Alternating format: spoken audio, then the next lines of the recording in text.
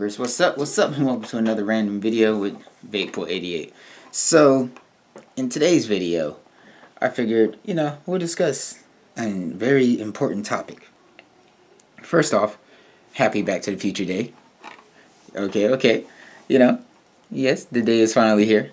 Now, is majority of the predictions from the movie correct? Somewhat. They had FaceTime going on in the movie, and you have the now with Skype and Messenger and all that. Let's see. Hover cars. They didn't really have flying cars now. They have hoverboards and stuff now, but it's not quite the same. Let's see. The fashion's way off. But what can I say? Today's the day, right? So, the important topic for today's video, and it took me a minute to really decide on exactly what I was going to talk about in today's video, right? So, I decided that today we would discuss this whole boycott Star Wars movement that people have got going on now, that they're trying to get going, pretty much. Honestly, the way I feel is, if you feel that strongly about a movie that is based completely on fantasy, then there's an issue there. And then, on top of that, also, when you look at the first trilogy, right? Yes, the cast was majority all one race, but that wasn't the entire cast. That was just like the main kind of sort of people who tied in with the storyline. And then when you look at the supporting cast throughout the films, and then when you look at the minor cast, it was so much more than just one race, It wasn't just all white or all black or all Asian or Indian or whatever. It was a mix, right? And the Star Wars galaxy is a mix. When you think about it, there's so many things in society nowadays that people frown upon and people don't agree with, that when you look at the Star Wars galaxy, all that stuff's like, okay, it's like, it's a part of everyday living, And I'm talking like, there's no racism in the Star Wars galaxy, there's no fear of homophobia or anything in the Star Wars galaxy. I'm pretty sure they have illegal drugs, and yes, they have illegal crimes and stuff.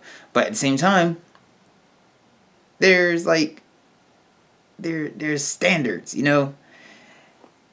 If you were to look at it right now, think about it. All these people are saying boycott the new Star Wars film because the leading cast is all multiracial. Like, when you sit back and think about how crazy and how ridiculous that makes you look, I'm not going to this movie because I don't agree with the casting lineup. Sit back and think about that. Look at how movies have evolved. Like comic book movies, other different types of stories and ideas and stuff like that. Like, all those are evolving now to where the cast is multiracial, Like, people want to run numbers. They want to be like, oh, well, the majority of America is this, the majority of the world is this race, and all that stuff. None of that matters in a fantasy movie. Like, there's nothing saying that you have to be one race to play this role, or you have to be one race to be here. Like, when you think about it, it's like if George Lucas had been, well, these are the characters, but because this person isn't this race, they can't play this character, regardless if they're in makeup or not. Like, the main creator of Star Wars isn't thinking that way. So why are you, the fans, looking at it that way? You know, like look at the Twi'lek race. I could be saying that wrong. I honestly could. I think I did say it wrong. But look at their race.